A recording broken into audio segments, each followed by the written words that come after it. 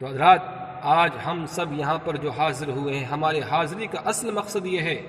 کہ ہم سب حضور مفتی اعظم ہند کے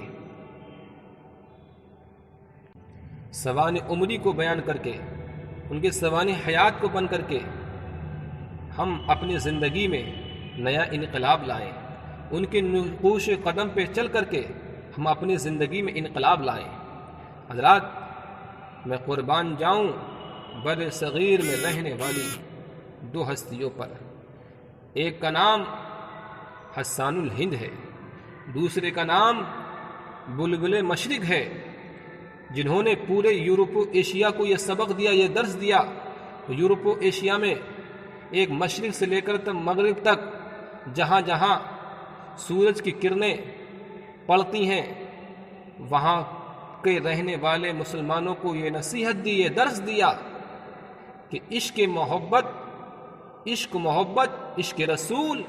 ہمارا سب سے بڑا سرمایہ ہے، عشق رسول ہمارا سب سے بڑا ہتھیار ہے۔ ہم زندہ رہ سکتے ہیں تو ہم عشق رسول کی بنا پر رہ سکتے ہیں، ہم جہاد کی بنا پر رہ سکتے ہیں۔ کی محمد سے وفا تو نے تو ہم تیرے ہیں، ارے یہ جہاں چیز ہے کیا لوح و قلم تیرے ہیں، یقین محکم عمل پہ ہم محبت فاتح عالم، جہاد زندگانی میں ہے یہ مردوں کی شمشیریں۔ حضرات اسی لیے عشق رسول مسلمانوں کا سب سے بڑا سرمایہ ہے۔ جنہوں نے یہ کہا عشق رسول مسلمانوں کا سب سے بڑا سرمایہ ہے، تو جب اعلیٰ حضرت نے یہ کہا ہے تو اسی لیے اعلیٰ حضرت ہمارے عشق مصطفیٰ کے داعی ہیں۔ جب عشق مصطفیٰ کے داعی ہیں تو جہاد کے بھی داعی ہیں، جب جہاد کے داعی ہیں ہمارے اقتدار کے بھی داعی ہیں، اور جب ہمارے اقتدار کے داعی ہیں تو ہماری قوت کے بھی داعی ہیں،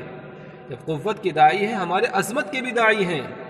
ہماری سربلندی کے داعی ہیں۔ حضرات بر صغیر میں قربان جاؤں ایک ایسی عظیم ہستیوں پر جنہوں نے پوری دنیا کو مشرق سے لے کر مغرب تک، شمال سے لے کر جنوب تک،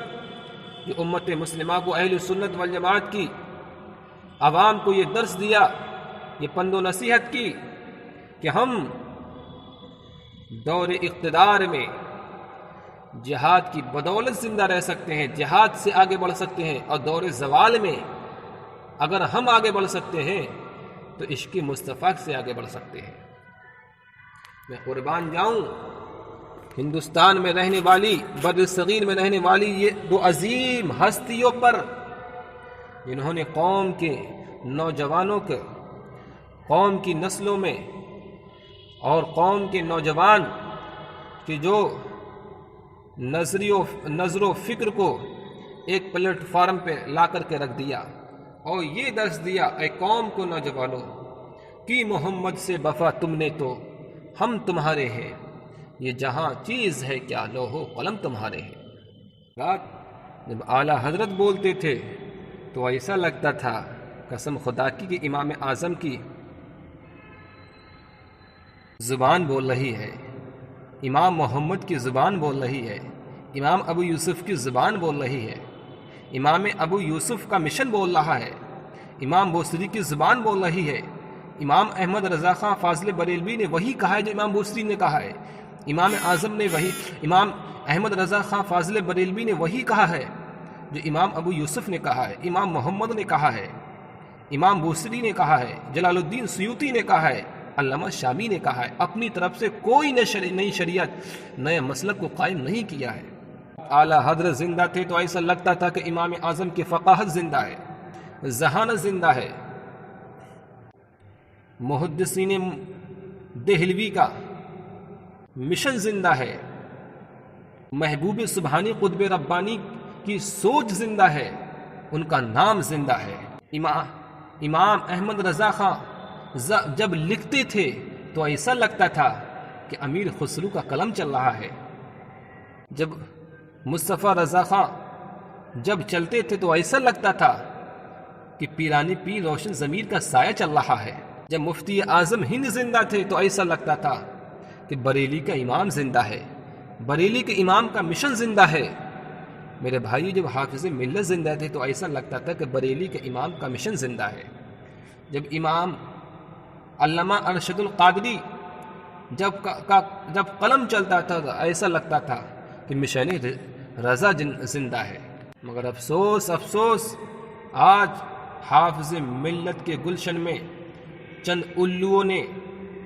حافظ ملت کے نام کا سودا کر لیا، ان کی یونیورسٹی کا سودا کر لیا۔ محدث کچوجوی کی اس سوچ کو مردہ کر دیا جو سوچ انہوں نے مفتی اعظم ہند کے ساتھ میں بیٹھ کر کے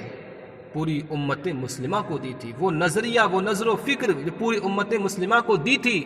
اس سوچ کو ان کی اولادوں نے مردہ کر دیا ہے۔ آج سماج کے اندر، سوسائٹی کے اندر سب سے بڑی اگر برائی ہے تو یہی محدث کچوجوی کی دونوں اولادیں ہیں،